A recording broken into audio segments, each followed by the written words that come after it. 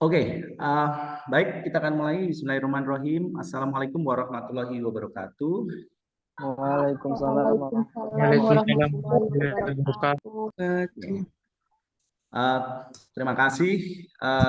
Salam sejahtera bagi kita semuanya. Saya mohon maaf, perkuliahan kita agak molor 19 menit ya dari jadwal yang sudah kita tentukan karena ada satu dan lain hal. Karena kebetulan hari ini saya bertepatan dengan mengurus perusahaan O2SN ya di kota saya. Jadi saya mohon maaf sekali lagi nih agak telat jadi ada tergopoh-gopoh tadi.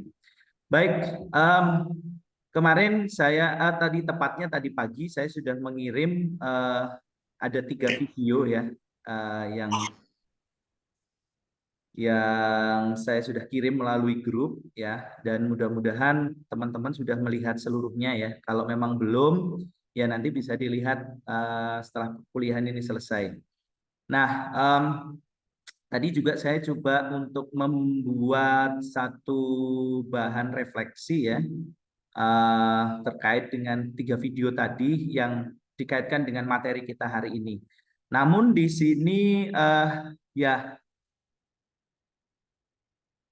agak sedikit terkejut aja yang mengisi baru sedikit ya, tapi ya it's okay, nggak apa-apa.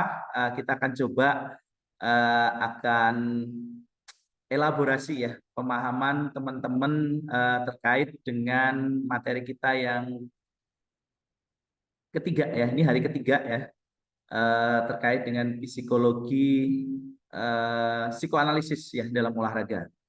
Nah ini, oke, saya akan mulai dulu dari refleksi kita ya, refleksi yang tadi saya sudah berikan ya. Terus juga saya kembali lagi menyampaikan pada teman-teman untuk juga selalu aktif ya. Di sini alhamdulillah sudah ada 55 peserta yang hadir.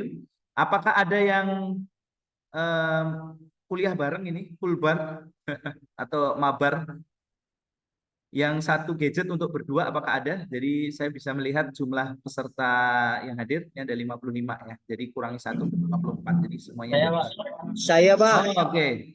Mas Balwin dan Mas Haikal. Oke, it's okay, nggak apa-apa Mas. Yang penting nanti juga ikut aktif ya.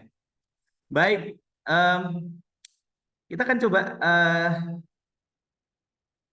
lihat dari 3 video tadi sebenarnya apa sih yang ingin saya elaborasikan ke teman-teman ya terkait dengan 3 video tadi. Kita akan lihat dari jawaban teman-teman dulu deh.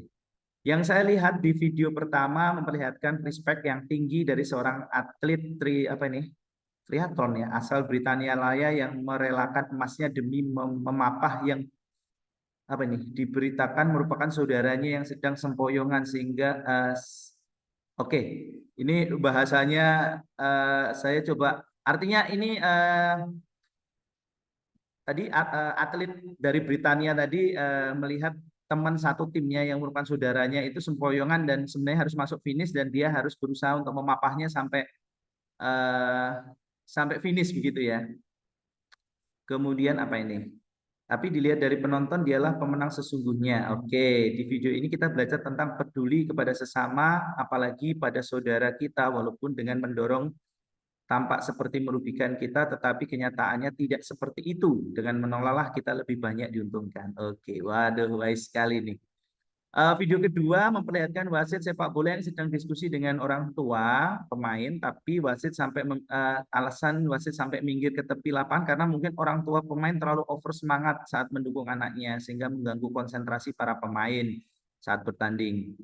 Ya, orang tua mungkin terlalu menekan anaknya untuk menang sehingga pertandingan jadi tidak kondusif. Video ini kita melihat wasit mengajak orang tua untuk menjaga kondusivitas saat bertanding. Semangat memang harus, tetapi semangat terlalu berlebihan tidak disarankan. Oke. Nanti boleh dong cerita siapa ini yang ngirim ya? Karena nggak ada namanya terus terang ini, masih anonim semuanya nih. Ketiga, kedua anak yang sedang bertanding tenis meja, satu anak Saya, Pak. memimpin. Oh, siapa? Mas Irmansyah. Oke.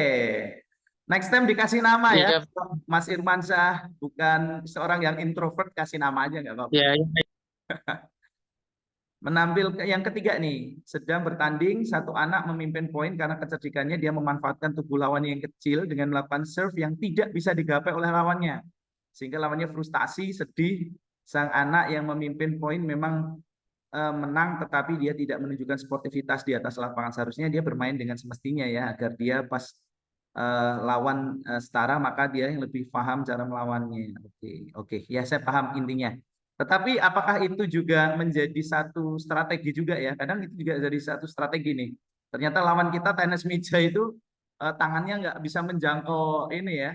Nah, ternyata hanya dikasih umpan pendek-pendek aja. Bisa jadi itu salah satu strategi teman-teman. Maka kita harus belajar namanya psikologi ya. Oke, baik. Saya akan coba ini dulu. Sebentar ya, saya mohon izin sebentar.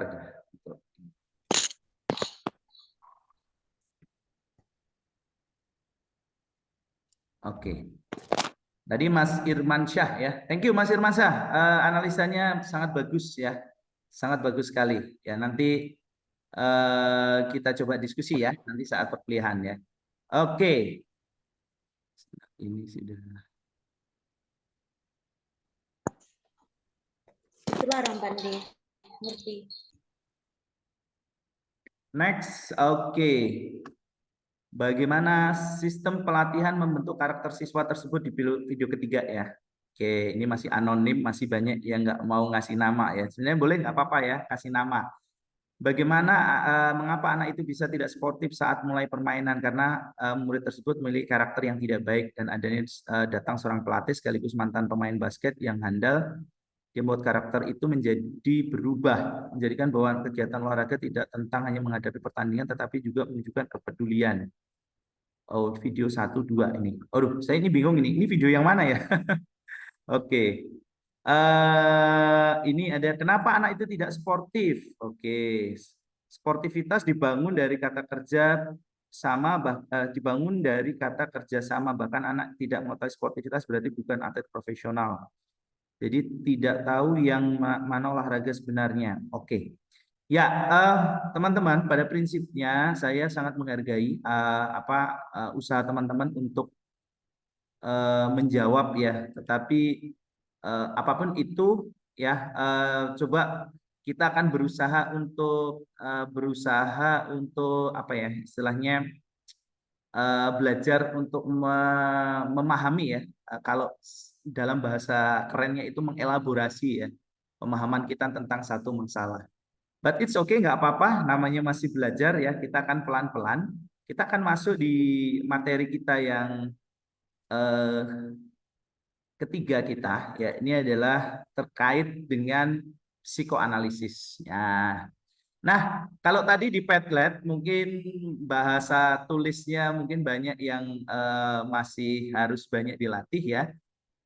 Kalau bahasa lisan nih, barangkali ada nggak yang pengen berkomentar nih atau ingin menanggapi dari video yang tadi saya share? Siapa nih yang mau berkomentar dulu nih?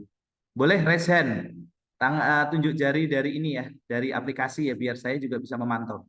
Silakan, saya pengen mendengar dari Anda seperti apa komentar Anda terkait dengan 3 video yang saya sudah berikan tadi. Atau mungkin Mas Irman Syah nih yang tadi statementnya saya bacakan nih. Boleh, kenapa kamu memberikan statement seperti itu? Mas Irman Syah mana ini nih? Irman Syah atau siapa tadi ya? Iya, Halo? Pak. Ya, oke. Mas Irman Syah dulu deh yang membuka dialog atau diskusi kita pada hari ini nih. Kenapa Mas Irman Syah tadi sampai berpikiran seperti itu gitu? Atau memberikan ide atau tanggapan seperti tadi? Apa yang melandasi Mas Irman?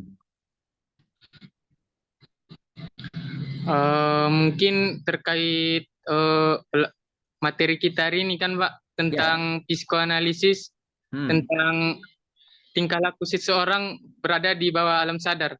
Jadi video yang pertama itu yang rekan satu timnya yang menolong itu, Pak, mungkin berada dari pengendalian dirinya dari dalam, Pak. Makanya dia mau menolong itu kawannya itu. Oke, dan makanya dia mau menolong ya. Ada satu kesadaran gitu ya. Oke, menurut kamu kesadaran Ya, Pak.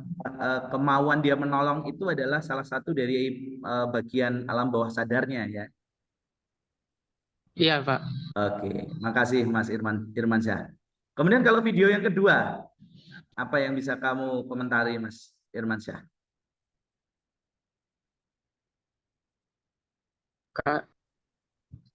Kalau video yang kedua mungkin karena ini Pak, semangat orang tuanya. Jadi mereka dengan sendirinya mendukung anaknya sampai berlebihan Pak. Jadi Sehingga berlebihan ya. tidak sehingga pertandingan menjadi tidak kondusif Oke. gara-garanya. Tidak kondusif ya kan, jadi orang tuanya terlalu banyak intervensi ya, jadi anak bingung ya, nggak jelas gitu. Iya, Ya. Pak. Oke. Terus kalau yang ketiga tuh, saya langsung aja tuh ke pernyataan kamu tadi. Kenapa itu kamu anggap sebagai sesuatu yang tidak sportif, Mas Irmansyah? Karena sampai lawannya ini jadi frustasi Pak. Frustasi ya? Kalau kita misalnya sadar itu tidak baik Pak. Sehingga membuat lawannya terlalu bersedih Pak. Oke. Jadi Mas Irmansyah menganggap bahwa itu Menurut adalah saya sesuatu tidak yang baik Pak. tidak baik menurut kamu. Mas Irmansyah boleh tanya, pernah ikut lomba olahraga Ya. nggak? Pernah Pak, waktu SMA. Oke, pernah nggak kamu punya terbesit keinginan untuk melakukan hal-hal tersebut dalam kamu sebagai seorang atlet? Namanya memanfaatkan, Maksudnya Pak, melakukan ya, memanfaatkan kekurangan kelemahan lawan gitu Pak. lawan untuk kita mendapatkan keuntungan sebesar-besarnya. Pernah Pak.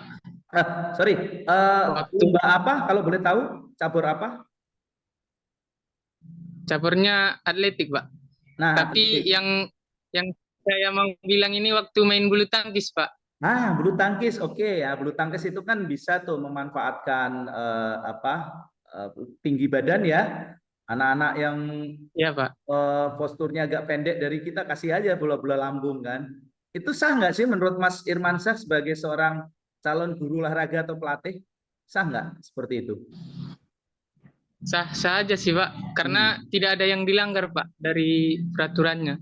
That's right, itu poinnya Mas yang saya perlu highlight di sini ya. Jadi selama itu tidak ada yang dilanggar, itu sah-sah saja gitu. Ya memang kita harus buat frustasi nih lawan kita. Kalau kita buat seneng lawan kita ya kita nggak usah lomba kan gitu ya Mas Risman saya ya. Benar nggak?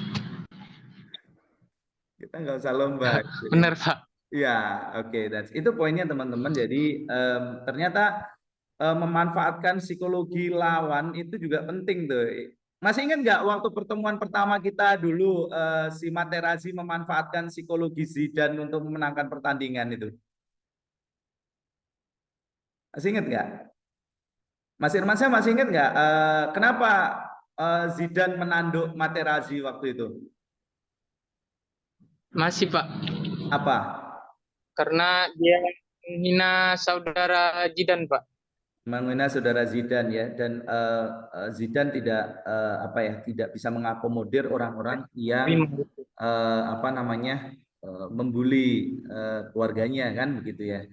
Nah itu poinnya Mas. Jadi everything is okay asalkan tidak melanggar aturan. Jadi di dalam pertandingan itu tidak ada yang dilanggar kan ya Mas ya. Benar nggak? Oke, jadi itulah Benar teman-teman Pak. ternyata itulah teman-teman kembali saya mengelaborasi teman-teman ternyata pentingnya psikologi dalam sebuah pertandingan di situ ya. Anda sekuat apapun tim ya kan ketika kita sudah frustasi tidak bisa mencari titik lemahnya titik lemah dari teknis ya maksudnya. Kita bisa memanfaatkan tuh momen-momen psikologis mereka yang tidak mereka bisa kendalikan ya. Seperti contoh tadi pengalaman dari Zinedine Zidane, kemudian pengalaman dari apa tadi? Yang tadi tenis meja tadi ya, posturnya yang kurang ya kan? Oke. dan lain sebagainya. Dan itu Anda sebagai seorang pelatih olahraga ataupun guru olahraga itu sah teman-teman, dan selama tidak ada teknis yang dilanggar. Nah, kembali lagi kepada hati nurani sebenarnya ya kan. Hati nurani kita seperti apa gitu. Kalau kita menganggap bahwa itu adalah bukan tindakan yang sportif, ya kita harus edukasi kepada anak murid kita, anak didik kita, kepada diri kita bahwa tindakan itu bukan tindakan yang perlu dibudayakan gitu ya. Nah itu kembali lagi ke kita. Apa yang mau kita kejar, prestasikah atau memang sportivitaskah? Nah kita nanti akan belajar teman-teman tentang psikoanalisis ya. Kalau kemarin kita belajar tentang behavioristik, di mana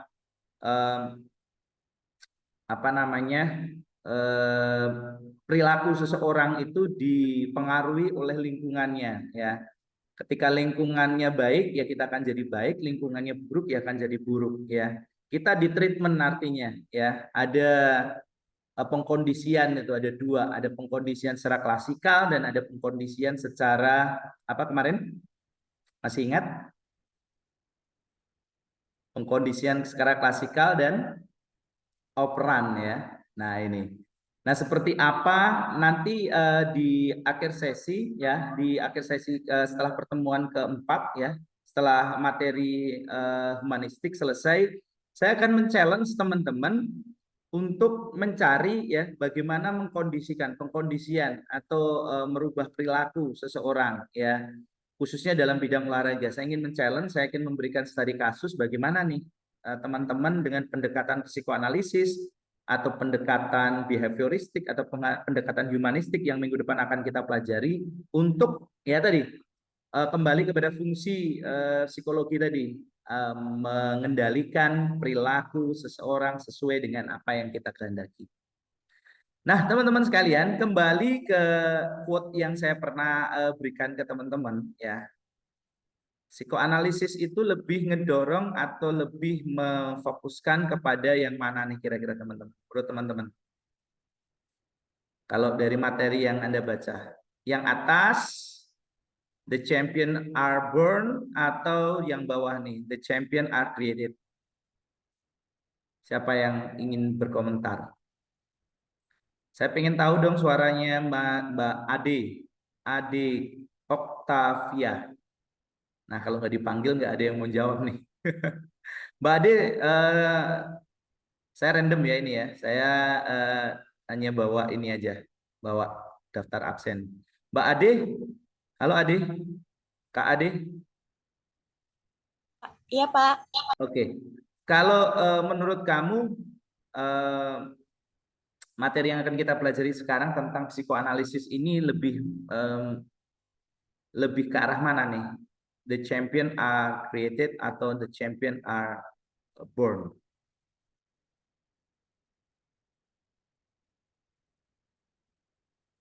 Bentar, Pak ya. Oke. Yang lain siapa yang bisa membantu? Saya, Pak. Ya, Mas Taufik Aishi. Panggilan siapa ini? Muhammad Tifail. Di Oke. Oke, Mas Muhammad, apa yang mana ini? yang bawah, Pak. Karena kalau yang atas itu lebih ke arah kalau dia udah champion baru dia terlahir.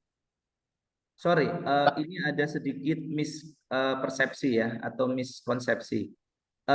The champion are born itu seorang menjadi juara itu ia terlahir untuk itu gitu ya. Jadi artinya dia memang memang kodratnya memang menjadi juara gitu. Tetapi kalau bawah itu seseorang menjadi juara karena dibentuk. Nah, dari pengalaman yang sudah teman-teman dapatkan dari mempelajari modul psikoanalisis yang sudah saya share, kira-kira psikoanalisis ini lebih ngedukung ke yang mana sih, teman-teman? Yang atas, the champion are born, atau yang bawah nih, the champion are created? Mana nih? Siapa yang bisa? Oke, Mas Ahmad Hirmain bisa menjawab? Saya random ya, teman-teman ya. Oke. Ahmad. Lebih yang ke atas. Yang ke atas. Yang mana? Yang di atas, Pak. Yang atas. Oke. Kenapa, Mas? Kenapa? Karena dalam psikoanalisis tujuan utamanya bukan untuk membuat seseorang menjadi juara, tapi lebih kepada pemahaman dan pengungkapan tentang konflik-konflik internal yang mungkin mempengaruhi perilaku dan sifat seseorang. Oke, thank you Mas Ahmad Hirmain. Alhamdulillah ada yang bisa catch up ya. Jadi teman-teman, kalau psikologi ini terus terang teman-teman sekalian, materi kita ini sangat berat ya. Saya sedikit men-challenge ya. Saya sudah diskusi dengan Pak Andi. Materi ini sepertinya agak sedikit berat Pak, tetapi it's okay kalau teman-teman mahasiswa bisa catch up ya. Saya yakin nanti selama dia menjadi pelatih, selama dia menjadi seorang guru, itu pasti akan menguasai yang namanya ilmu psikologi ya. Walaupun memang agak berat ya teman-teman. Oke, memang harus pelan-pelan. Jadi kalau ada sesuatu yang mungkin teman-teman kurang pahami, feel free, silahkan bertanya kepada saya, bisa japri, bisa di grup ya. Jadi manfaatkan diskusi kita, karena terus terang program ini kan program praktisi mengajar teman-teman ya. Jadi Pak Andi dengan saya, Pak Andi sebagai seorang akademisi dan saya seorang praktisi, saya terus terang kalau saya mengajar, saya lebih ke pendekatan praktisnya ya, yang gampang melalui studi-studi kasus ya. Jadi kalau teman-teman tidak tidak proaktif, ini akan sangat merugikan sekali. Jadi saya berharap teman-teman harus running terus, dan saya pastikan teman-teman, kenapa saya concern di psikologi. Bayangin aja teman-teman, sekarang tingkat stres itu sangat tinggi, anxiety, kekhawatiran, kemudian tingkat stressful seseorang itu sekarang tinggi. Kenapa? Karena sekarang berbeda dengan zaman dahulu ya. Berbeda dengan zaman dahulu. Zaman dahulu tidak ada yang namanya internet, tidak ada informasi itu sebebas sekarang, semasif sekarang ya kan. Sehingga orang lebih merasa nyaman gitu dengan kondisinya. Tetapi pada prinsipnya ketinggalan. Tapi sekarang teman-teman bayangin, kita setiap hari mengkonsumsi yang namanya teknologi. HP itu setiap kita scroll itu selalu ada yang baru, ya. Nah, itulah menumbuhkan yang namanya kekhawatiran ya, anxiety, menumbuhkan yang namanya satu kecemasan gitu ya. Nah disitulah pentingnya yang namanya psikologi untuk dipelajari ya teman-teman. Jadi jangan salah, walaupun Anda guru olahraga, belajar psikologi itu penting. Contohnya tadi, kita itu nggak perlu harus tekniknya bagus, kita tinggal memainkan psikologi lawan aja, menang kita pasti. Ya, jadi teknik bagus itu bukan jaminan. Jadi psikologi juga menjadi hal yang penting untuk dipelajari ya. Karena kalau kita sudah frustasi dengan kemampuan teknik kita, kemampuan fisik atlet kita, maka artinya yang bisa kita lakukan adalah memainkan psikologi mereka. Nah itu, ini penting teman-teman. Apalagi Anda yang akan berkarir menjadi seorang pelatih profesional. Ketika Anda sudah frustasi menghadapi lawan Anda yang tidak bisa dikalahkan. Contoh kemarin teman-teman, apa yang terjadi dengan timnas Indonesia dan lawan Qatar kemarin kan, Indonesia terpaksa harus di kartu merah 2 kali. Itu sebenarnya adalah permainan psikologi teman-teman. Nah, psikologi yang seperti apa nanti kan kita bahas. Ya, apakah itu behavior ataukah psikoanalisis ataukah humanistik. Jadi ini menjadi elaborasi kepada teman-teman supaya teman-teman lebih semangat belajar psikologi ya. Jangan itu teori nggak penting, yang penting adalah anak bisa lari cepat, powernya bagus, ototnya kuat gitu. Nah, bisa benar itu, tidak salah ya. Pendapat itu tidak salah ya. Tetapi ada satu faktor lagi, ketika kita sudah mentok dengan kemampuan fisik ya, lawan kita secara fisik jauh lebih bagus, secara teknik jauh lebih bagus, akhirnya kita bisa memanfaatkan nih momen-momen psikologi apa nih yang bisa kita gunakan untuk kita mendapatkan apa yang kita inginkan. Kalau pertandingan kan otomatis juara lah ya. Nah ini, itu ya teman-teman sekali lagi. Jadi jangan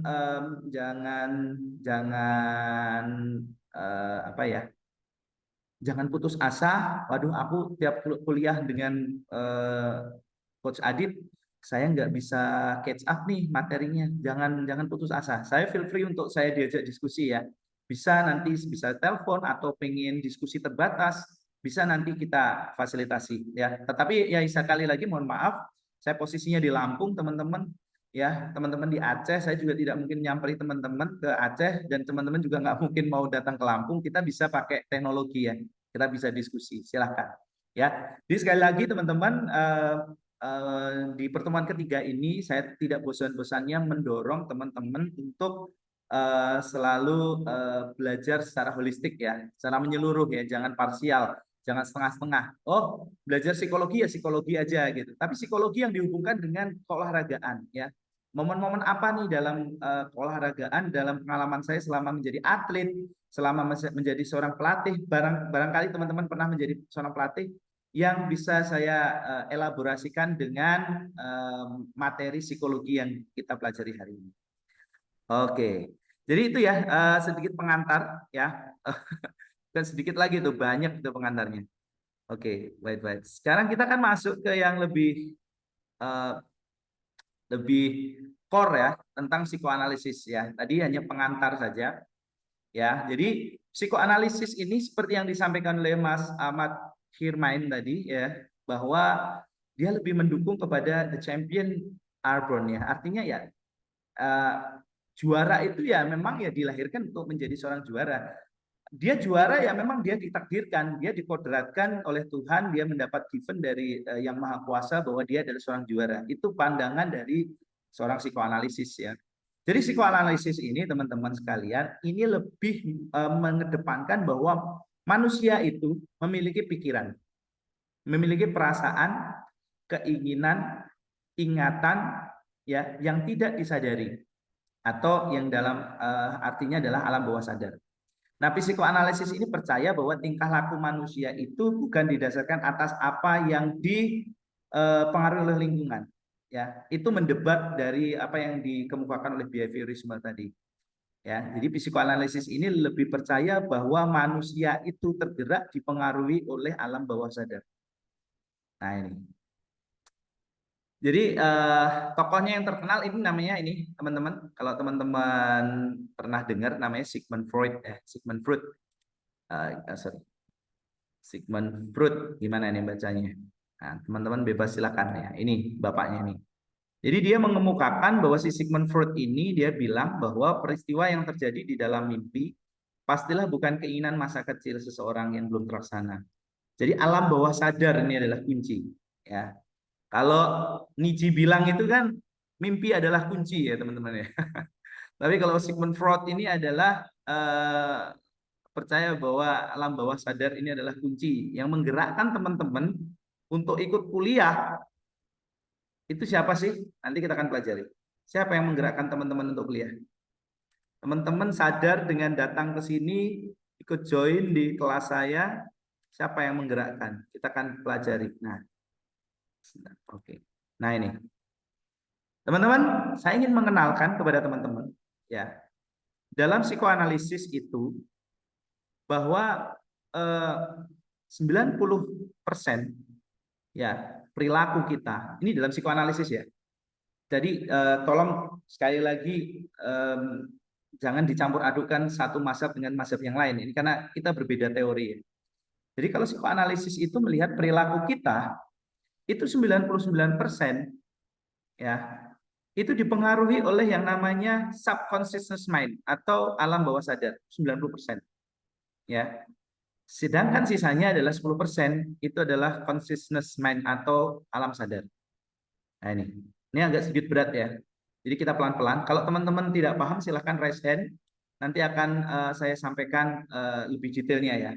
Kalau teman-teman diam, saya alam bawah sadar saya mengatakan bahwa kalau diam berarti paham gitu ya. Nah ini. Nah, jadi alam bawah sadar ini teman-teman, ini yang di slide sebelah kiri ya. Program alam bawah sadar ini bahwa bukan program genetis dan tidak menurun. Ya. Tidak menurun secara genetika, ya. Tidak, akan tetapi program ini dipengaruhi oleh lingkungan dan mampu mempengaruhi genetika seseorang. Sebenarnya pada prinsipnya, saya di awal kan pernah bilang ya di pertemuan pertama, 3 mazhab atau 3 aliran ini sebenarnya pada prinsipnya tujuannya sama. Hanya cara berpikir pengikutnya yang berbeda-beda. Nah ini. Ya. Sudah dipahami ya teman-teman ya. Jadi pelan-pelan. Jadi tolong apalagi yang ikut kuliah bareng ya, karena tidak bisa terkontrol. Jadi teman-teman saya minta untuk fokus ya, karena ini penting sekali teman-teman. Teman-teman pernah nggak lihat gendam? Saya mau tanya deh. Gendam, kemudian hipnotis dan lain sebagainya. Pernah nggak? Atau siapa yang pernah mengalami kena hipnotis? Siapa yang pernah cerita? Nggak ada. Berarti di sini aman semua ya? Oke. Nah, teman-teman, apa yang dilakukan oleh mereka adalah bagaimana mengelola alam bawah sadarnya ini. Sebenarnya nggak ada ilmu sihir, itu nggak ada. Tetapi adalah bagaimana kita bisa mengolah ya alam bawah sadarnya seseorang itu supaya bisa ikut dengan kita. Nah ini. Teman-teman pernah nggak lihat apa sih ya? Motivator tuh. Atau mohon maaf nih, sorry, saya bertanya agak sensitif. Ada yang non-Muslim, ada yang Nasrani atau Katolik? Boleh raise hand? Ada, Pak. Mbak Okta, oke. Mbak Okta, saya mau tanya nih, kalau pendeta kamu memberikan ceramah itu kan dia, kamu seolah-olah terhanyut di dalam cerita dia kan ya? Sorry, saya mau tanya, Katolik atau Nasrani? Nasrani, Pak. Oke, Nasrani itu kan peribadatannya dia lebih kepada nyanyi begitu ya, puji-pujian gitu ya, benar nggak sih? Kalau Katolik itu Iya. kan, saya mohon maaf karena saya Muslim, jadi saya hanya dari tahu dari teman-teman saya saja. Ada nggak satu jiwa soul yang terangkat gitu saat kamu menyanyi lagu-lagu rohani itu? Ada, Pak. Atau biasa-biasa aja? Ya udahlah, gue datang ke gereja, di situ ya pendetanya atau pastornya ngomong apa aja terserah lah ya gitu, selesai udah gitu. Ada nggak? Apa yang menggerakkan Mbak Okta saat pergi ke gereja itu? Ada, Pak. Kayak nyanyi lagu puji-pujian itu, kayak kata demi kata itu kayak di ini, Pak. Kayak masuk hayatan. Terus kalau pendeta lagi ngomong di gereja, kayak ada ilustrasi gitu, Pak. Kayak perumpamaan. Itu, Pak. Oke. Ya, kenapa saya pakai terminologi teman-teman dari Nasrani? Karena kalau di Muslim sendiri saya karena tidak ada ya peribadatan dengan bernyanyi ya, karena kebetulan saya hanya ingin ini aja ya. Jadi teman-teman yang Muslim pasti kita juga ada ya ketika kita melihat ceramah nih, penceramah satu dengan yang lain, tapi kan pasti beda-beda ya gitu. Ada yang benar-benar bisa membangkitkan, ada yang atau mungkin siapa ya yang narasinya ketika kita mendengarkan dia pidato itu ada satu gertakan jiwa gitu, seolah-olah pengen ikut gitu. Ada nggak teman-teman? Atau motivator deh, sekelas apa? Siapa? Motivator yang paling Anda senangi siapa kalau Mbak Okta? Mario Teguh atau Mary Riana atau siapa ini? Atau Najwa Shihab atau siapa ini? Di mic-nya dihidupin dulu Mbak Okta.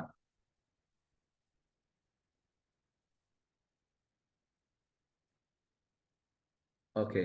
Siapa? Halo? Mikrofonnya dihidupin ya. Ada, Pak. Kayak pembawa nyanyi lagu puji-pujian itu kayak Kak Sari. Sari apa ya namanya? Oke. Itu di gereja kamu ya? Iya, Pak. Oke. Ketika kakak itu yang tampil, kamu lebih menghayati. Nah, itu kenapa teman-teman saya menanyakan itu? Itulah yang disebut dengan alam bawah sadar ya. Jadi secara tidak langsung Mbak Okta ini sedang dibawa alam bawah sadarnya untuk mengikuti apa yang diinginkan oleh si pemuka agama tadi ya. Termasuk mungkin kita yang Muslim, kita saat berdoa ya kan kita sampai benar-benar menangis. Ada yang mimpin doa itu ya biasa saja berdoa gitu ya, seolah-olah ya hanya berdoa sebagai formalitas, tapi benar-benar ada yang benar-benar kusuk sampai yang benar-benar kita diingatkan gitu ya. Nah, ini teman-teman alam bawah sadar ini pengaruhnya luar biasa. Sama seperti hari ini kuliah. Saya mau tanya nih teman-teman, siapa yang bisa menjawab silakan raise hand. Anda kuliah, Anda datang di pertemuan Zoom hari ini, itu yang menggerakkan adalah alam bawah sadar atau alam sadar Anda? Saya mau tanya. Anda datang ke grup nih, saya chat tadi di grup, tolong nanti join di apa namanya Zoom linknya ini. Itu alam sadar atau alam bawah sadar, teman-teman? Mas Tifal Aisyah bisa menjawab. Kamu ikut kuliah saya, itu alam sadar kamu yang bergerak atau alam bawah sadar kamu, Mas? Kalau saya lebih ke tanggung jawab, berarti ke alam sadar, Pak. Karena kan Zoom-nya dari kemarin udah dikirim. Ya, oke. Lebih Jadi sadar. Alam sadar ya. saya itu. Ya, oke. Thank you. Yang lain, saya mau dengar suaranya siapa ini ya? Mas Idris, Daris Mufid. Ya, Huta Barat. Ah, ini. Mas Idris, kamu kuliah ini, kamu itu di mana nih? Consciousness Ya, atau subconsciousness? Alam sadar kamu ya atau alam bawah sadar kamu yang menggerakkan kamu kuliah ini, Mas? alam sadar, alam sadar bang, Bang. Alam sadar ya. Oke. Semuanya alam sadar. Mas Marwan, Mr. Marwan. Ya Menurut Pak, kamu datang ini alam sadar atau alam bawah sadar? Ikut kuliah ini. alam sadar juga Pak. Alam Soalnya kan sadar. disuruh, Gimana? soalnya kan disuruh kemarin, udah ditentukan waktunya Pak. Oke, jadi alam sadar ya. Jadi kamu sadar bahwa kalian diundang untuk mengikuti Zoom meeting dan linknya sudah saya bagikan. Ya, benar teman-teman. Bahwa Anda datang ke kuliah ini, perkuliahan ini secara online itu sadar. Kalau nggak sadar mungkin Anda nggak akan masuk di room kami. Nah, yang jadi masalah adalah apakah materi yang saya berikan ini sepenuhnya Anda pahami atau tidak. Nah, itulah yang sudah masuk ke yang namanya ini nih, ranah subconsciousness nih, atau alam bawah sadar.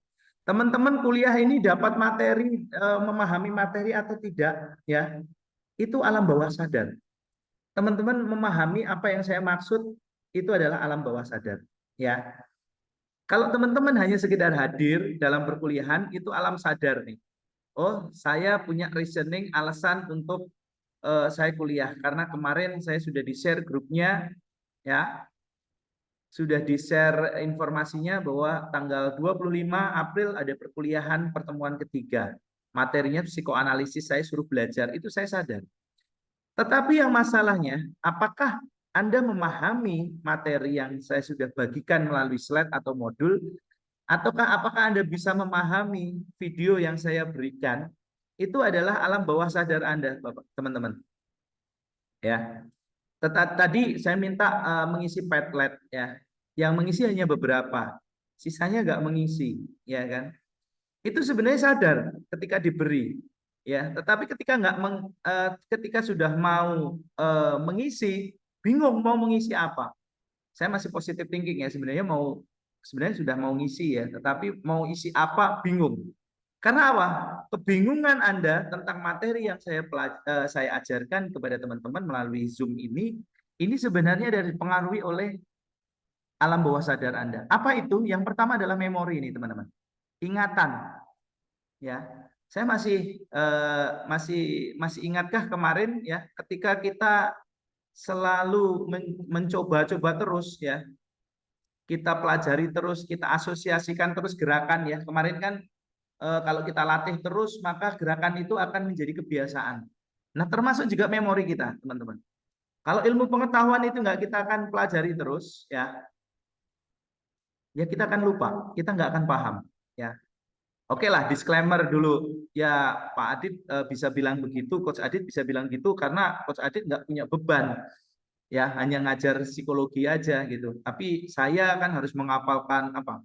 Belajar gerak, menghafalkan materi kuliah yang lain, belum materi kuliah psikologi ya kan, ya wajar dong gitu. Oke, nggak apa-apa, it's okay. Saya juga pernah menjadi seperti kalian saat kuliah, tetapi pasti ada dong. Nah, waktu-waktu khusus yang digunakan untuk pengembangan diri. Nah, itulah teman-teman yang tadi saya sampaikan, jangan hanya belajar itu hanya hanya eksklusif. Kalau psikologi ya psikologi aja, tetapi coba belajar inklusif. Ketika saya belajar atletik namanya yang sekarang sedang Anda berjalan ini, Nah, hal-hal psikologis apa nih yang saya bisa pelajari nih? Materi apa nih yang bisa saya recall nih dari psikologi olahraga nih? Nah ini. Nah ini teman-teman dibiasakan. Itu yang akan membentuk memori teman-teman. Ya, ingatan. Termasuk, mohon maaf nih. Ini teman-teman kalau saya tanya ada yang mau jawab, ada yang enggak. Ada yang nunggu dipanggil dulu baru jawab. Ada yang dengan kesadaran sendiri menjawab. Apa yang menjadikan teman-teman seperti itu? Sebenarnya bukan teman-teman tidak bisa menjawab. Teman-teman itu sebenarnya bisa menjawab. Dan pengen menjawab. Iya kan? Benar nggak?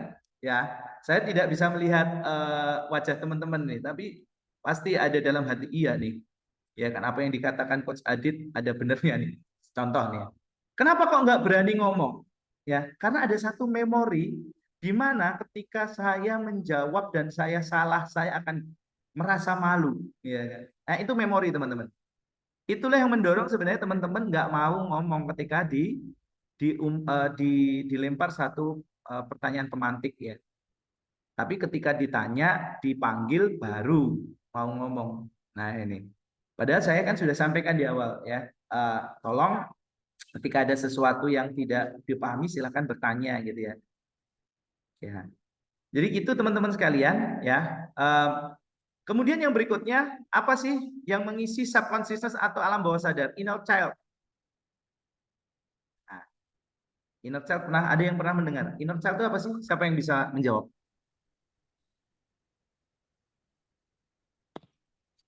Siapa yang bisa? Raise hand. Tunjuk jari. Mas Kris. Mas Kris? Kris mirip. Kalau saya nggak salah lihat tadi dari Papua ya Mas ya, Mas Kris ya? Benar nggak? Halo, Ya, Pak. Mr. Kris, mana nih Mas Kris? Mas Kris, oke. Ya bisa raise hand. Tadi menghidupkan mikrofon mau menjawab kah? Inner child itu apa sih? Siapa yang bisa menjawab? Mas Gusman? Gusman Dedi. Nah, harus ditunjuk dulu nih, baru mau ini. Apa yang kamu ketahui tentang inner child, Mas Gusman?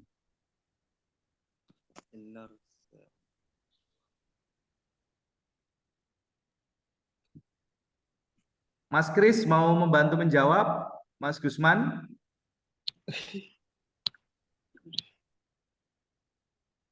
Pak, saya mau menjawab. Ya, silakan Mas Aisy. Apa sih inner child itu apa sih? Inner child itu adalah sifat kekanak-kanakan yang dimiliki pada seseorang. Sifat kekanak-kanakan yang dimiliki oleh pada seseorang ya. Ya. Oke, Itu masalah dapatkan penyelesaian dengan baik, jadi sehingga ke bawah. Oke, coba saya elaborasikan dulu ya, saya pahamkan lagi. Jadi inner child ini adalah sebuah pengalaman ya, benar nggak? Pengalaman masa kecil gitu yang tidak baik. Mas Gusman, oh ya, Mas Nabil boleh deh. Silakan menambahkan, Mas Nabil. Izin Pak.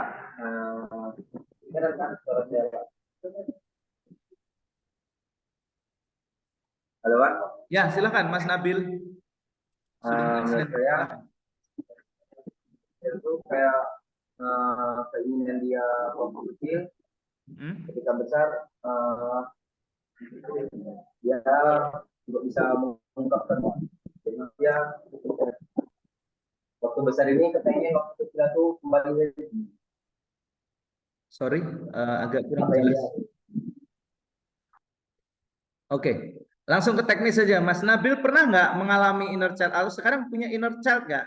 Nah, kalau boleh cerita nih, nggak apa-apa. Ada mungkin inner child kamu yang bisa diceritakan nih teman-teman nih, yang nggak rahasia aja deh. Ada Pak, satu. Nah, apa itu? Saya pengen waktu kecil saya nggak ditinggal sama orang tua terus Pak. Sorry, gimana Mas? Saya nggak mau dia saya ditinggal terus. Oh, tidak mau ditinggal terus karena Mas Nabil sekarang mengalami sering ditinggal-tinggal oleh orang tua ya dari kecil ya. Kalau boleh tahu orang tua bekerja atau bagaimana? Ya, Pak. Oke, bekerjanya jauh ya, jadi sering ditinggal-tinggal, sering ini ya, keluar kota terus ya. Oke. Nah, teman-teman, inilah yang dialami, ini adalah inner child ya. Memori masa lalu ya. Inner child itu sebenarnya sama kok dengan memori. Ya, inner child itu memori masa kecil ya, masa kecil kita yang mohon maaf kurang bahagia, ada sesuatu yang tidak kita inginkan ya. Nah, inner child itu teman-teman berpengaruh pada self image nih. Ya, mohon maaf nih, ini dengan 1000 maaf. Pernah nggak teman-teman selama masih kecil itu sering dimarahi orang tua nih tanpa dasar nih? Ya, udah sih kamu kalau jadi orang nggak usah terlalu mimpi tinggi-tinggi ya. Kamu itu siapa? Lihat background keluarga kamu seperti apa. Nggak usah terlalu bermimpi terlalu tinggi. Nah, ini akan menghasilkan yang namanya memori masa kecil yang nggak bahagia nih. Ya kan? Saya tidak pernah mendapatkan asupan semangat dari kedua orang tua saya atau lingkungan saya sehingga akan menjadi memori ini. Nah, termasuk juga mempengaruhi nanti teman-teman kualitas atlet. Saya ini udah melatih anak ini kok berkali-kali bertahun-tahun kok nggak bisa ya. Ternyata dia itu ada satu memori yang harus dia selesaikan dan inner child ini harus disembuhkan teman-teman. Tadi Mas Nabil dia mau cerita inner child-nya dia tidak mau lagi di apa namanya ditinggal-tinggal jauh lagi nih, pengen deket-deket dengan orang tua. Karena mungkin Mas Nabil, kamu anak nomor berapa Mas Nabil? Boleh tahu Pak Adit? Saya boleh tahu? Menurut saya kayak anak pertama takut Pak gitu, cuman ya waktu kecil kan kayak sebenarnya pengen Mohon maaf, terus. anak nomor berapa Mas Nabil? Iya Pak, anak pertama. Oh, anak pertama, oke, ya, nggak apa-apa, nggak usah diceritakan nanti chat aja ya. Saya takut nanti hal-hal yang bersifat privasi terlalu vulgar, nggak apa-apa. Itu nggak baik juga buat Mas Nabil ke depannya ya. Oke, ya jadi intinya walaupun anak pertama mungkin dia merasakan saya juga pengen loh seperti teman-teman saya mungkin keluarganya selalu ada di samping saya gitu. Saya juga pernah mengalami seperti itu. Teman-teman saya ada, jadi orang tuanya kerja jauh ya, dia baru pulang 10 tahun, 10 bulan, maaf bukan 10 tahun ya. Teman saya kebetulan ada yang tugasnya itu pelayaran teman-teman, ke Amerika, ke Eropa ya, teman seangkatan saya. Jadi pulang-pulang itu anaknya dari yang belum lahir sampai anaknya usia itu 9 bulan, udah mau bisa jalan, dia nggak kenal tuh sama bapaknya. Nah inilah yang disebut ada sekarang fenomena yang namanya fatherless ya. Nah, seperti apa fenomena fatherless ini nanti silahkan teman-teman cari aja di referensi ya. Karena bukan kajian kita tentang fatherless ini sebenarnya kajian psikologi, tetapi bukan kajian kita di psikologi olahraga ya. Kita hanya melihat dari sisi olahraganya saja. Apakah fatherless itu juga berpengaruh kepada prestasi anak? Bisa jadi. Tapi belum ada kajian secara empiriknya ya. Siapa tahu nanti teman-teman mau menulis skripsinya pengaruh fatherless terhadap prestasi anak di salah satu sekolah mamanya. Silahkan nanti. Nah, ini psikologi. Ya, kemudian berikutnya, alam bawah sadar itu emosi. Ya, emosi. Siapa yang di sini sering marah? Coach Adit mau tanya nih, siapa yang sering marah nih? Dengar apa dikit marah, dengan apa dikit. Nabil, Mas Nabil, saya mau tanya nih, kamu marah kalau apa nih? Mas Nabil. Marah. Marah kalau apa? Apa ya? Kalau cewek kamu direbut orang lain, marah nggak? Kalau banjir Pak, banjir dibangun pakai air. Marah. Oh gitu. Nah, nanti kita akan lihat nih. Tergantung ceweknya ya gitu. Oke. Atau kalau HP kamu tiba-tiba ngehang nih, apa ini kamu? Reaksi kamu gimana? Panik, panik Pak. Panik. Tapi ada juga yang HP-nya ngehang itu nggak panik sama sekali. Ah biasa. Ya kita beli lagi gitu ya. Ada loh gitu. Karena apa? Emosi itu dipengaruhi dari traumatik ini nih. Nah, Mas Nabil panik kalau HP-nya ngebeng karena trauma. Kenapa? PUBG saya sudah menyerang, sudah mau dapat poin, tiba-tiba ngehang ya kan? Emosi dong gitu kan. Tapi beda mungkin dengan seseorang yang nggak suka dengan PUBG, kemudian HP-nya nge-hang, ya sudah, ya nggak masalah. Juga nggak ada sesuatu yang perlu saya perjuangkan di HP itu, tinggal saya beli lagi kan gitu. Dengan catatan kalau punya duit tapi ya kan. Kalau nggak punya duit ya. Nah ini trauma nih. Pernah nggak ngalami trauma? Teman-teman pernah nggak ngalamin namanya lewat di satu tempat takut gitu ya? Saya pernah jatuh di situ, atau mungkin mohon maaf nih, saya dan keluarga pernah kecelakaan di situ dan salah satu dari keluarga saya harus meninggal dunia, sehingga saya ketika lewat situ lagi saya nggak berani lagi gitu. Pernah nggak mengalami seperti itu? Ada nggak? Atau mungkin ada yang takut ketemu sama, ini mohon maaf nih, saya pernah dapat kabar ya dari teman, dia itu takut ketika bertemu dengan seorang pria ya. Karena pernah dalam suatu hidupnya dia dilukai begitu ya, dia takut dengan pria ya kan. Setiap ketemu pria takut gitu ya. Nah ini trauma juga. Nah saya yakin juga Anda punya trauma. Sebenarnya trauma itu tidak disadari itu mempengaruhi loh perilaku Anda. Benar nggak? Siapa yang di sini pernah punya trauma? Mas Kris. Nah ini udah muncul nih. Miss Kris, Mr. Kris. Boleh buka mic-nya? Loh, kok ditutup? Mas Kris, saya mau tanya dong. Buka mikrofonnya bisa?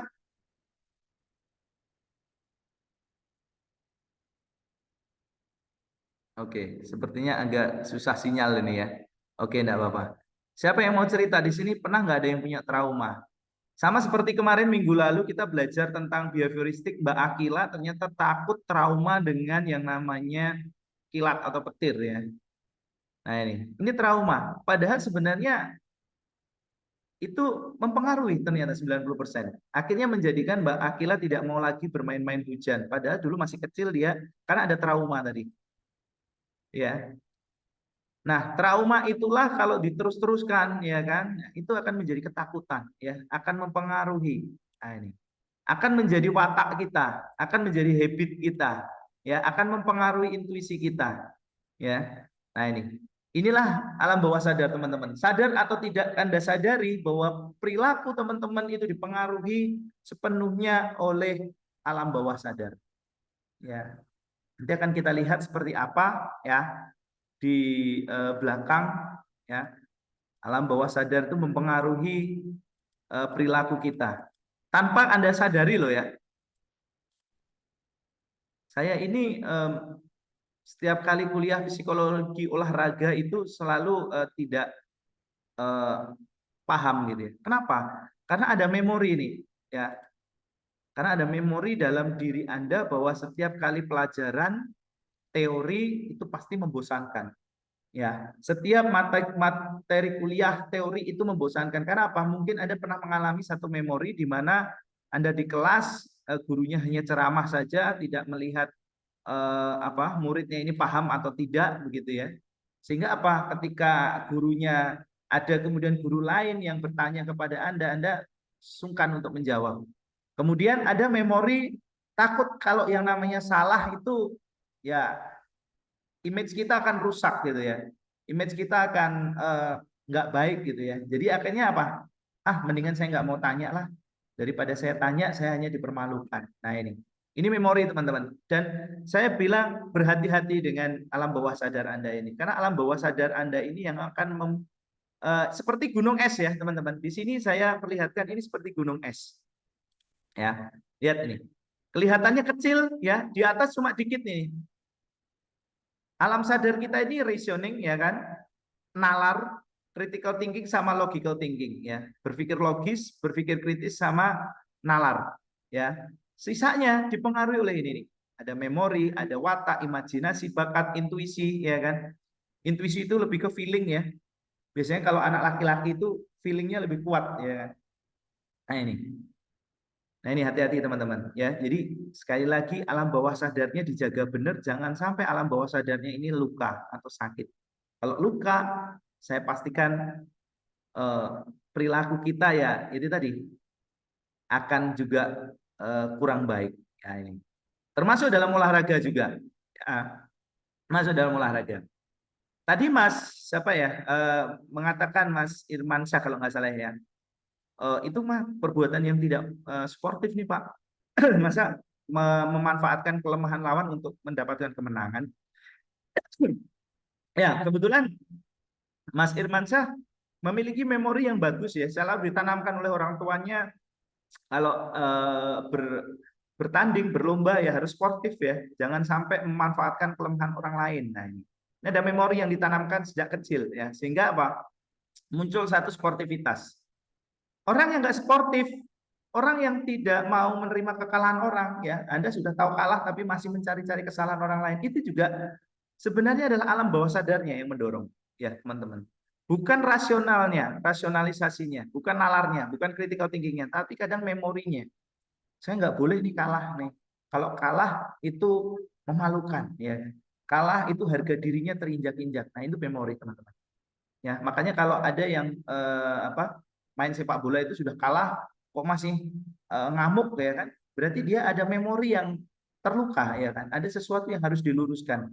Dan apa yang harus diluruskan adalah alam bawah sadarnya. Nah, ini adalah psikoanalisis belajarnya menyampaikannya seperti itu. Nah, kita akan elaborasi lagi.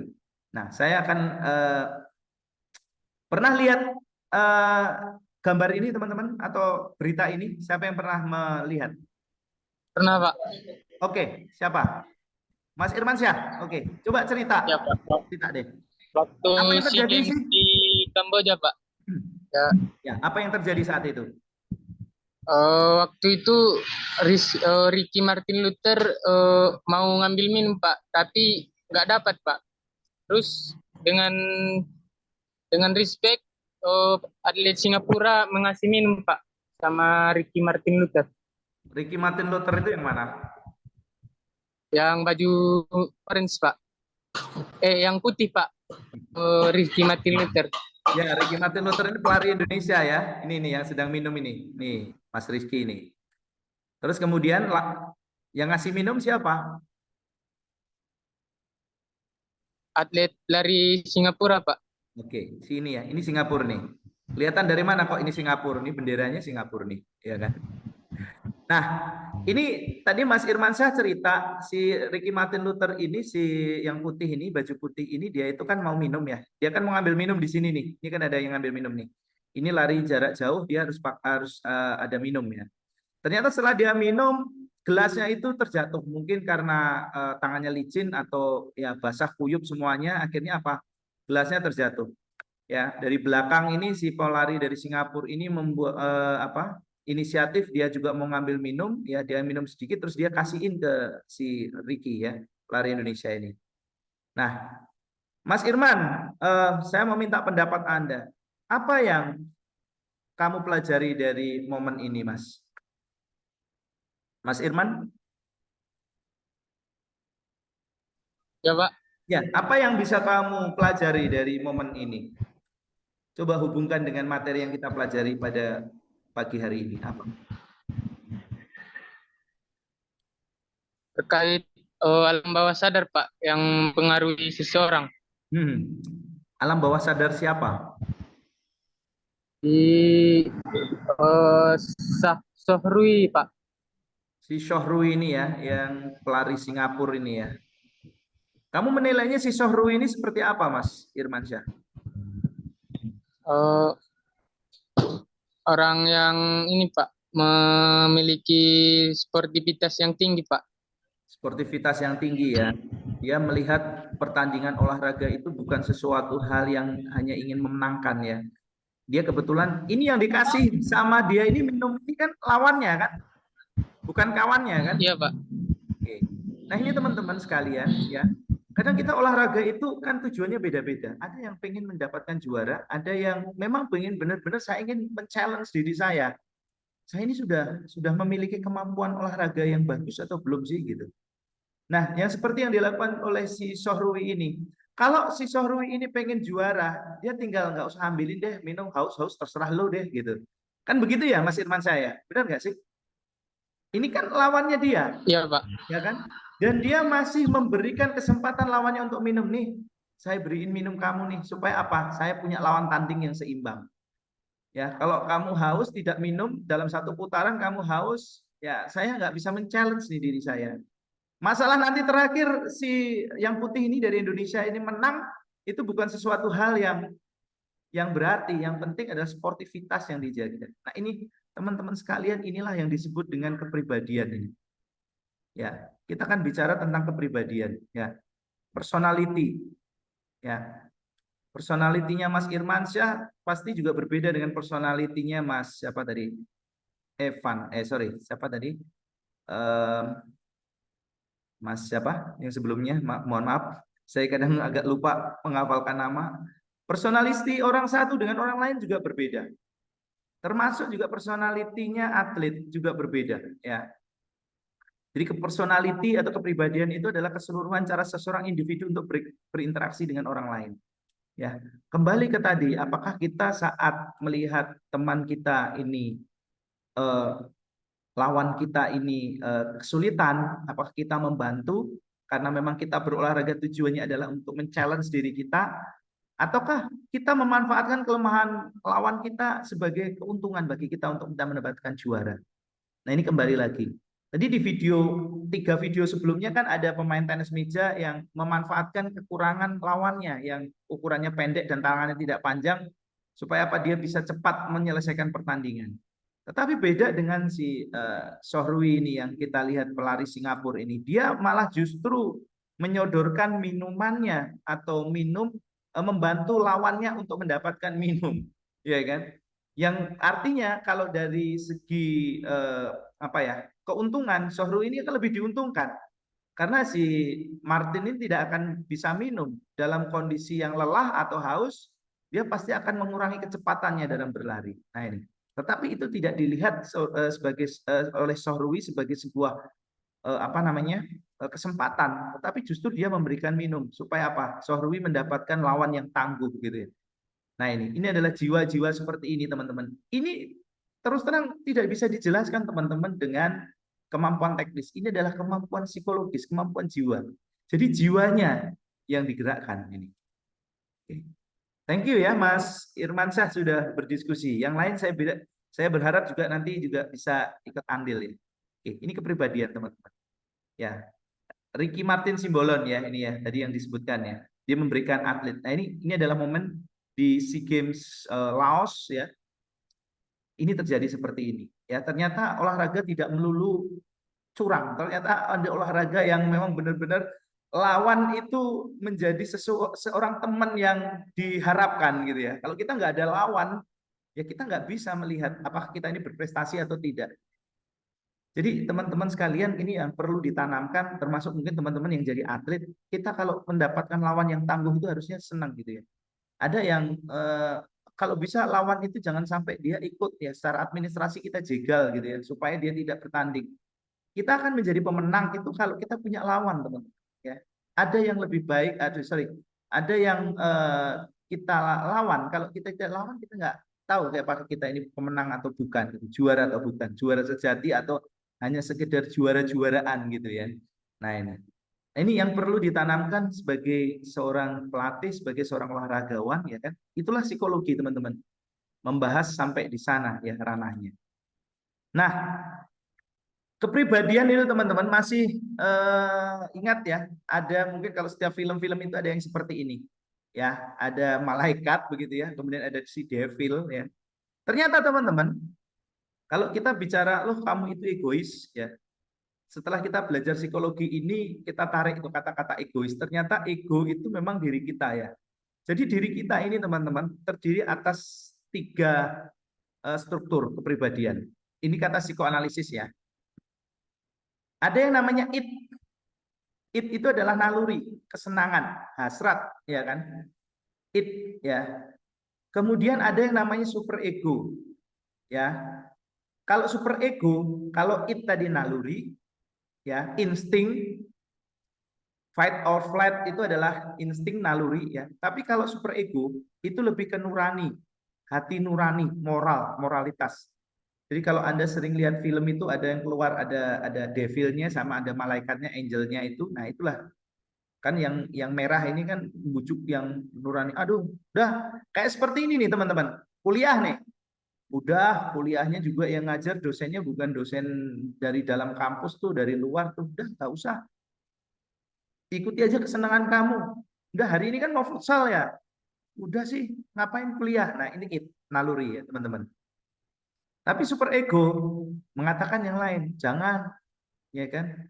Kan kamu di sini dibiayai sama orang tua kamu buat kuliah biar benar, biar jadi sarjana. Setelah lulus jadi sarjana, kamu akan bisa mendapatkan pekerjaan, ya, bisa mendapatkan penghasilan sendiri, bisa mandiri, ya kan? Nah, siapa yang menentukan ini? Adalah si ego. Ego itu adalah diri kita, teman-teman. Nah ini adalah ego. Ego itu diri kita menentukan mana yang kita mau dengerin nih. Si malaikat kah atau si devil kah? Nah, kita mau mengejar id kita, mengutamakan naluri kita, kesenangan kita, atau mengikuti kata hati kita, nurani kita, ya kan? Bukan kata hati ya, sorry ya, hati baik kita, gitu ya, sisi baik kita. Nah itu, makanya ada yang struktur dalam tubuh manusia atau diri manusia ini yang namanya ego atau nalar. Kita nalar nih. Oh iya juga ya. Ya hari ini jadwalnya kuliah, kita ngatain udahlah futsal aja deh. Tapi super ego kita ngatain nurani kita. Ayo jangan futsal dong, kuliah dulu. Ingat orang tua biayanya mahal. Ingat di rumah orang tua menunggu kamu jadi sarjana. Nah itu nurani. Nah, sama seperti kalau dalam olahraga teman-teman. Ini saya coba elaborasikan lebih dalam lagi tentang olahraga. Ini adalah id, super ego, dan ego. Siapa yang bisa berkomentar dari sini? Apa yang bisa Anda komentari ini dari sini nih? Oh, silakan. Raise hand. Teman-teman? Halo? Ini contoh dalam olahraga nih. Ya. Siapa yang bisa memberikan statement nih? Saya sudah pernah memberikan slide-nya ya. Saya ingin minta tanggapan nih dari teman-teman. Ini kira-kira apa ini ya? Orang sedang ingin melakukan latihan basket ya. Benar nggak? Latihan basket. Anda pasti siapa yang di sini anak basket? Coba cerita. Pernah nggak ngalamin kayak gini? Id-nya mengatakan bahwa saya ingin melewatkan latihan ini karena saya merasa malas, hanya ingin bersantai. Ini disuruh latihan nih sama pelatihnya nih. Dia itu sebenarnya pengen bersantai. Aduh, kita udah latihan, udah capek, masa masih mau latihan lagi? Ya kan? Baru aja kemarin pertandingan besar, kok ini sudah mau latihan lagi. Ya kan? Mendingan tidurlah. Akhirnya ini nih. Saya carikan gambar tidur tetapi di lapangan, ya kan? Ya. Secara egonya, secara sadar, alam sadarnya dia datang nih latihan. Tetapi apa? Alam bawah sadarnya ngajak tidur nih, ya kan?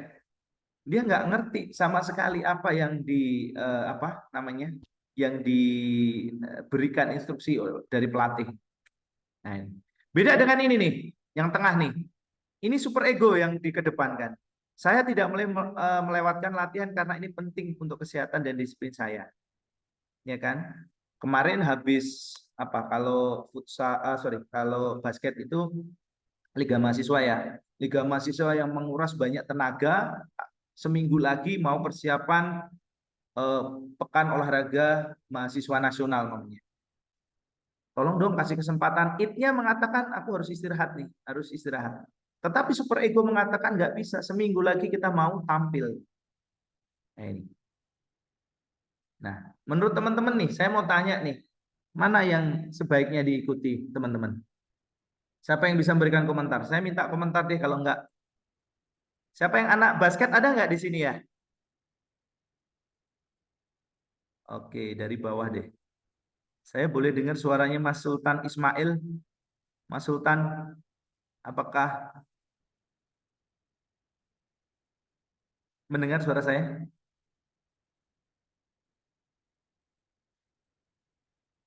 Oke.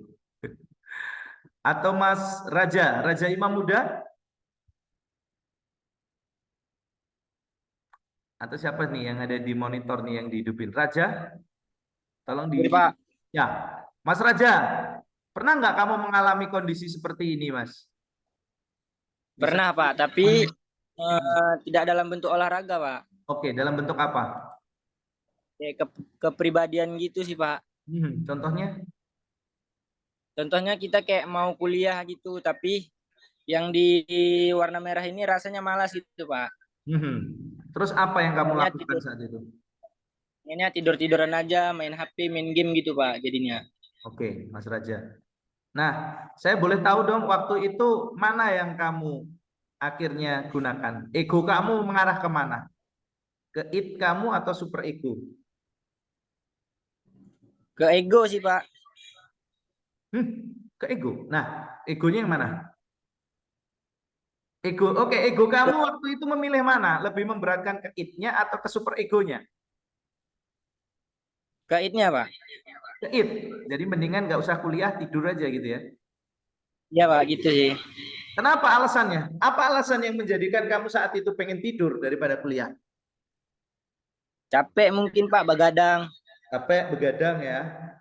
Oke, Ya, Pak. jadi Mas Raja lebih milih menuruti id-nya ya daripada super egonya gitu ya. Nah, menurut Mas Raja, saya mau tanya nih. Ini tadi saya men-challenge Mas Raja. Nih Mas Raja, kira-kira kalau kamu ada di tengah nih sebagai ego, setiap keputusan kamu itu kamu lebih seneng nurutin yang merah atau yang biru? Yang id atau yang super ego? Tergantung, Pak. Tergantung apa itu? Mood gitu, Pak. Tergantung mood gitu, Oh, Pak. tergantung mood. Kadang kan ada rasa males, Pak. Ada rasa malas ya. Oke, baik. Makasih Mas Raja. Yang lain, menurut Anda itu yang baik itu menuruti id apa menuruti super ego sih?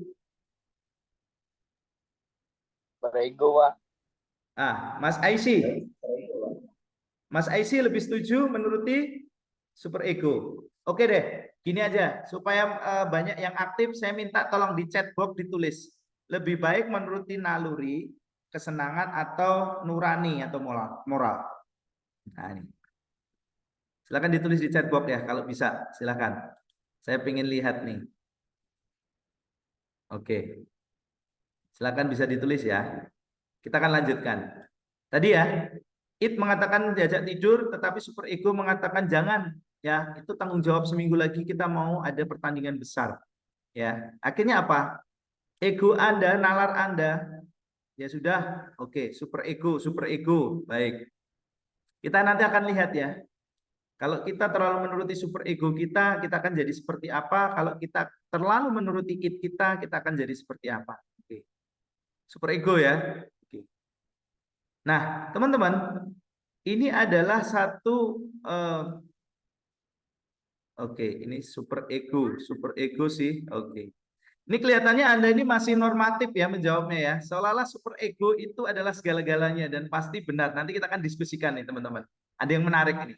Nah, ego atau nalar kita, nah ini contoh nih ego nih. Oke, tergantung kondisi katanya Mbak Najwa. Oke, nggak apa-apa. Nanti kita lihat. Saya bisa melakukan latihan yang lebih singkat dari hari ini dan menggantikannya dengan sesi yang lebih panjang besok. Jadi super ego itu menyeimbangkan ya antara id dan ego itu menyeimbangkan antara id dan super ego, teman-teman. Ya. Nah, kita akan lihat nih. Kita akan lihat yang namanya neraca nih. Oke. Jadi teman-teman setuju ya kalau menuruti super ego itu pasti best of the best lah ya istilahnya. Ya. Kita akan lihat. Ini ketika id terlalu tinggi, teman-teman. Atau naluri terlalu tinggi. Apa yang terjadi? Tidak mau direndahkan. Ya, ini contoh id. Id itu salah satunya ini. Tidak mau direndahkan, tidak mau menerima kekalahan, gengsi, ya kan? Tapi super ego menyatakan bahwa ini memahami kenyataan, menerima keadaan. Ya, akhirnya apa? Ego yang terjadi ketika id terlalu tinggi, teman-teman. Ini contohnya nih, gambarnya di sini nih. Ini siapa? Timnas U20 Indonesia waktu itu gagal ikut Piala Dunia ya. Akhirnya ini terjadi. Karena mungkin dia ya Pak tidak mau direndahkan, tidak mau menerima kekalahan, gengsi dong sudah latihan panjang kali lebar kok lama kok akhirnya tidak jadi. Atau mungkin yang terjadi pada Zidane saat itu. Zidane terlalu menuruti yang namanya id-nya. dia tidak mau direndahkan nih, tidak mau menerima sesuatu hal yang dia anggap itu adalah satu penghinaan bagi dia. Akhirnya apa yang terjadi teman-teman? Marah, cemas, kecewa. Nah ini, saya yakin teman-teman yang menjawab tadi, ini ini Mas Kevin ya, mengikuti naluri dan ketenangan daripada ego, karena mengikuti ego membuat kehilangan katanya. Oke. Jadi lebih naluri ya. Jadi super ego dong ya. Ingat ya, ini berbeda konsepnya dengan ketika Anda bilang kamu itu egois.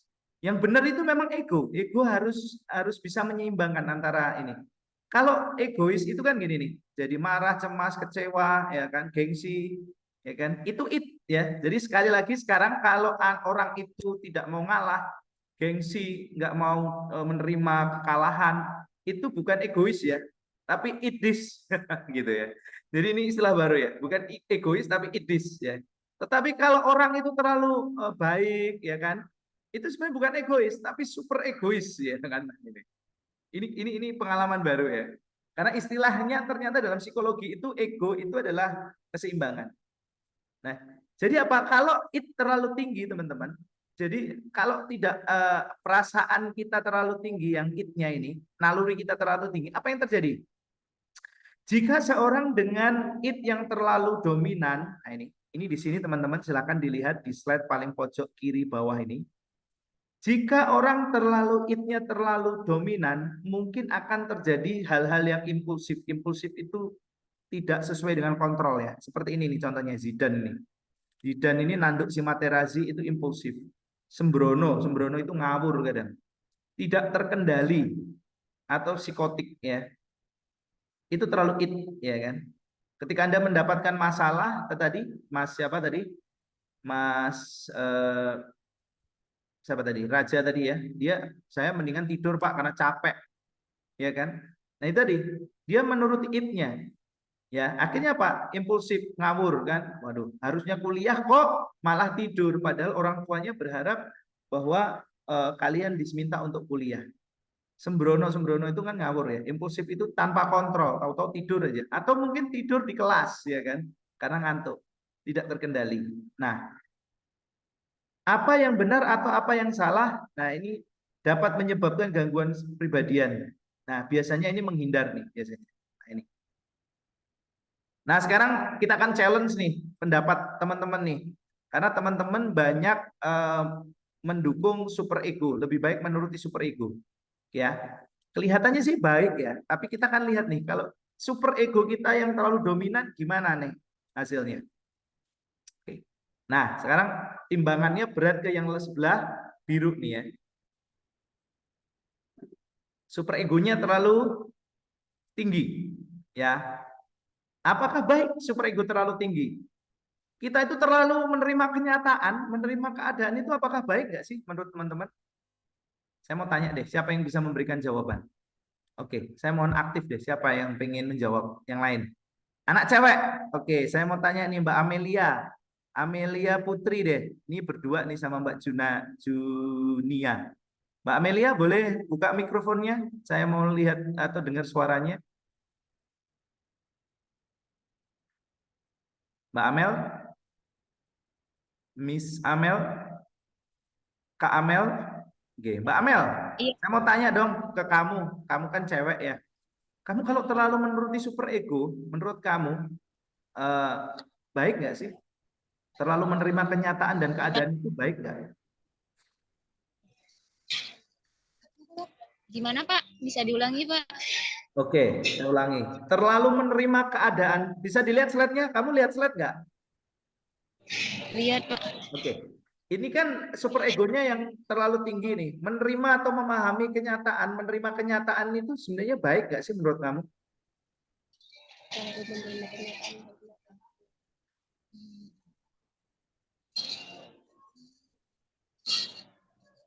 Menerima kenyataan nih, dalam kasus ini kan menerima kenyataan nih. Baik nggak menurut kamu? Terlalu menerima kenyataan itu tidak baik Pak menurut saya Pak. Oke, kenapa? Karena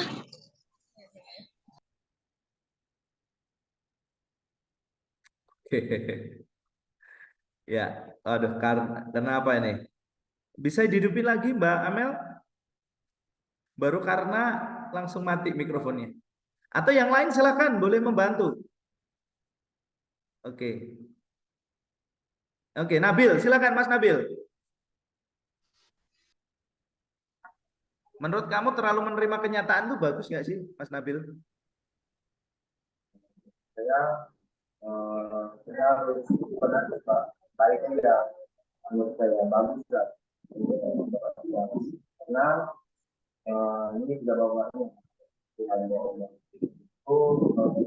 Di posisi ini kita harus tetap terima lah. Kita bersyukur lah. Sorry Mas Nabil, saya potong sebentar.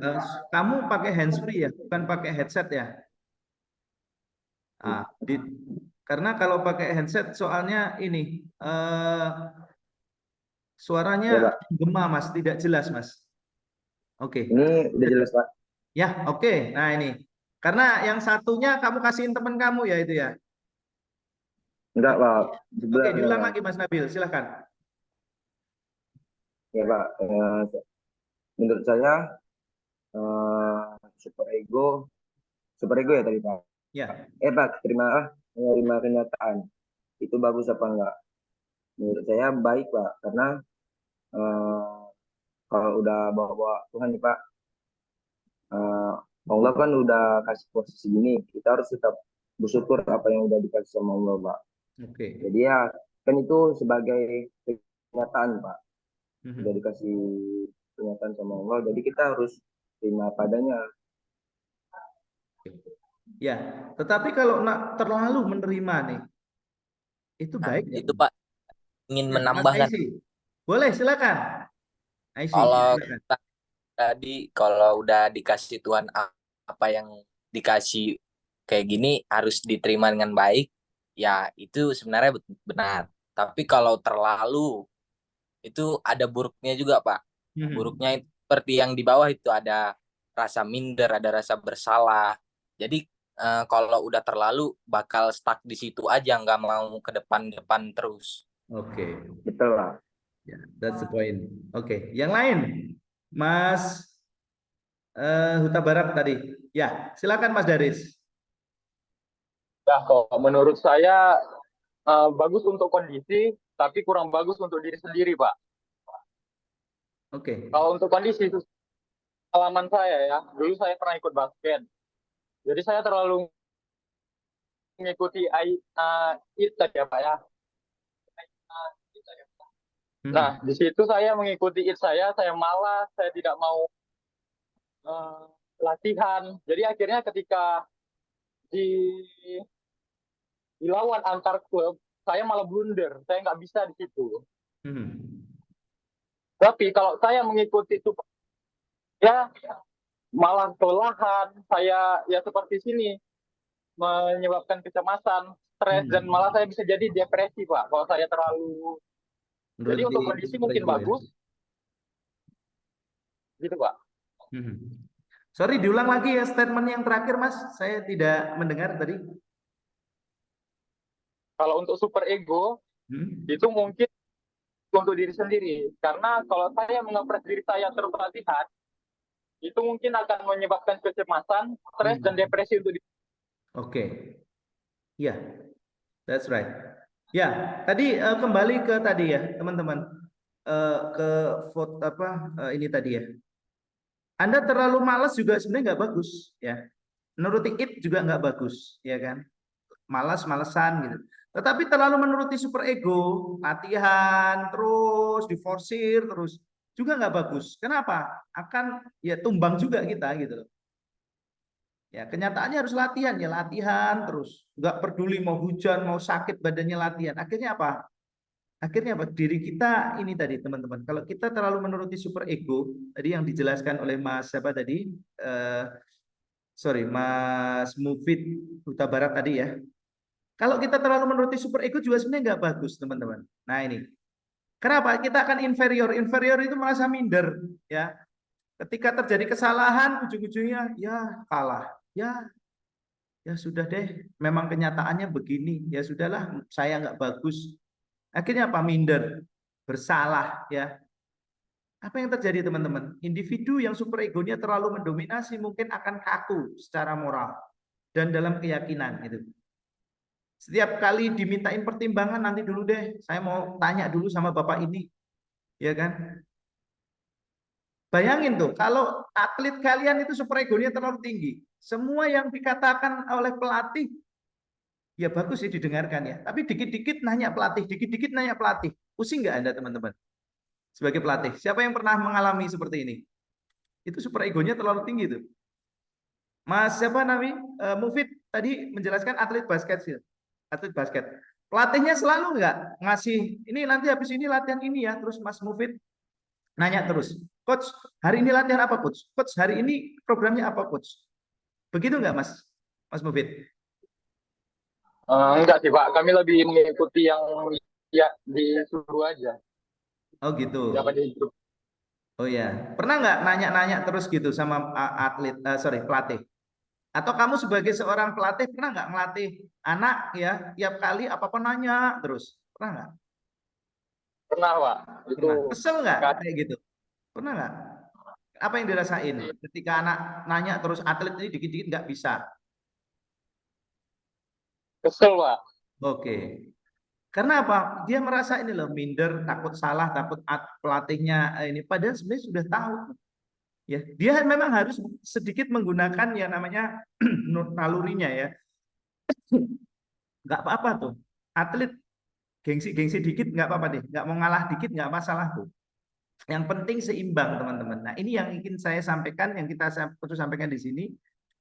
Ternyata kalau kita terlalu menuruti super ego pun juga ini yang menyebabkan inferior tadi.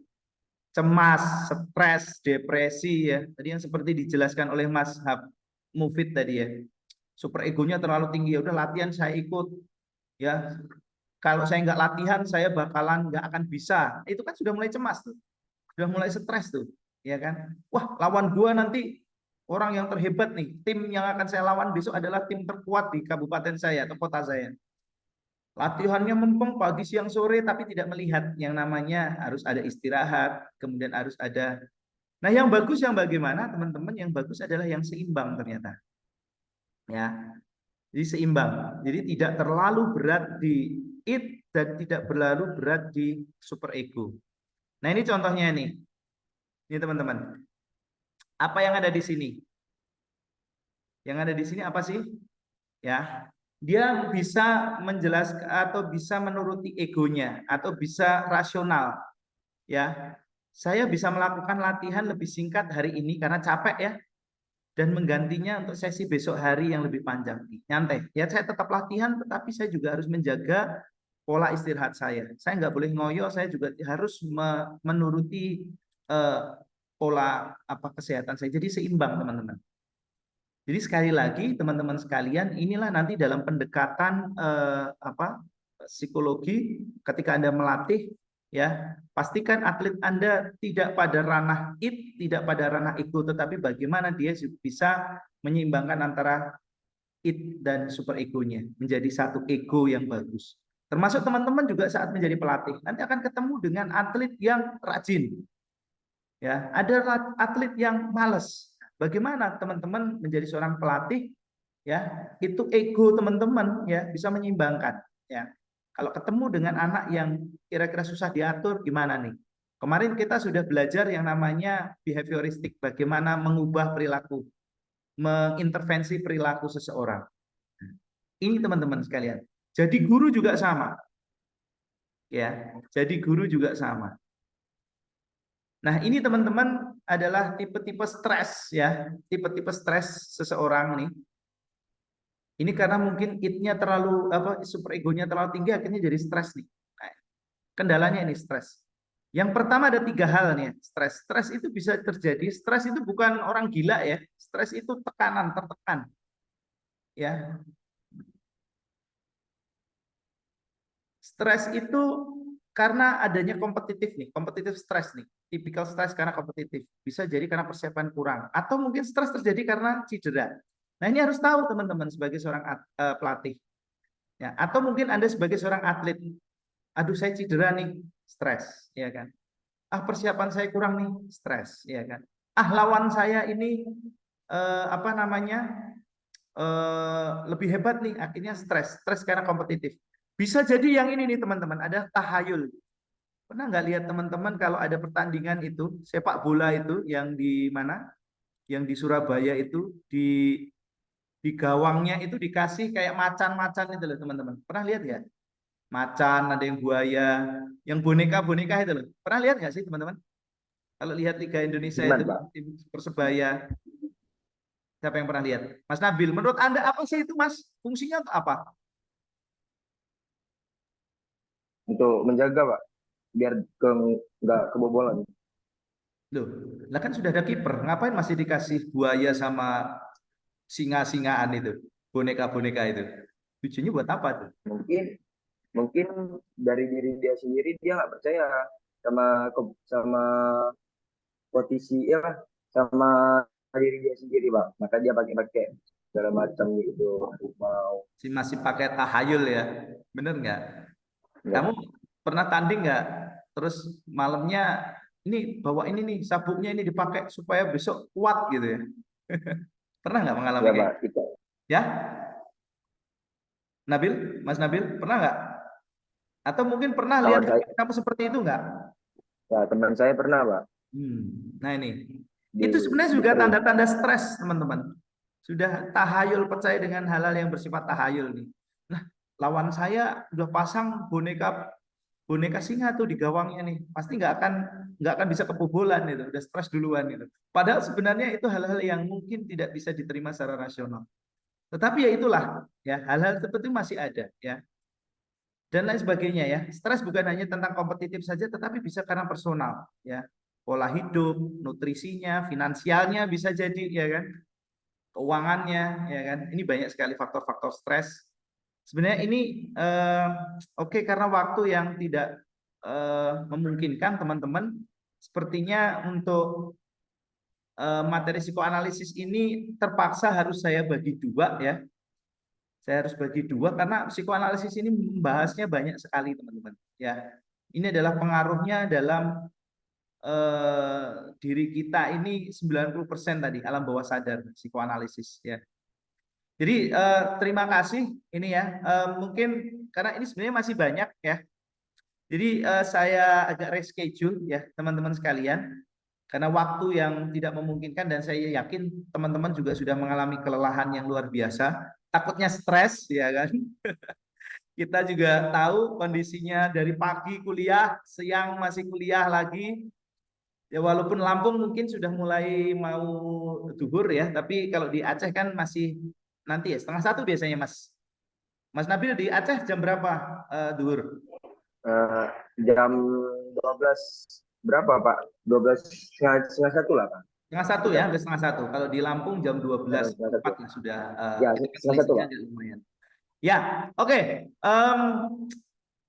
Saya mohon maaf sekali lagi ya, karena materinya sangat banyak sekali ini. Saya salah prediksi. Harusnya psikoanalisis ini selesai dalam 1 hari, ternyata nggak catch up ya dalam 1 hari. Oke, next time saya akan reschedule lagi. Yang jelas, this is end of my presentation ya. Saya masih kasih waktu Anda 5 menit deh buat tanya jawab. Saya sudah molornya banyak banget nih. Harusnya jam 11:30 sudah selesai, tapi molornya panjang banget. Siapa yang pengen nanya nih atau diskusi nih? Terbuka aja nih, 1 orang aja deh. Boleh.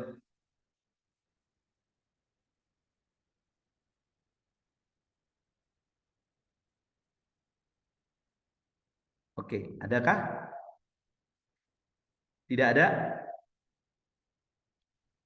Oke, saya juga mohon maaf ya teman-teman sekalian, disclaimer dulu, ini kondisi saya sedang ada di kelas di salah satu sekolah di Bandar Lampung ya, bukan sekolah saya, karena kebetulan saya hari ini ada kegiatan O2SN ya. Jadi saya tadi begitu selesai ngurusi di O2SN, saya buru-buru cari ruang kelas untuk saya kuliah, jadi mungkin persiapan saya agak kurang dan sedikit tergopoh-gopoh, jadi materinya mungkin agak sedikit ngalor ngidul gitu ya. Tapi saya senang sekali hari ini tadi yang diskusi sudah mulai agak banyak nih ya. Mas Daris, Mas Nabil, Mas Aisy ya. Saya minta nanti teman-teman yang lain juga saya minta ayo aktif ya, berkomentar. Ingat, tidak ada pernyataan yang salah ya. Tidak ada pernyataan yang salah. Semuanya sah ya. Jadi tidak ada yang salah. So, jadi itu ya dari saya akan reschedule lagi, saya akan sampaikan ke Pak Andi nanti ya hasilnya.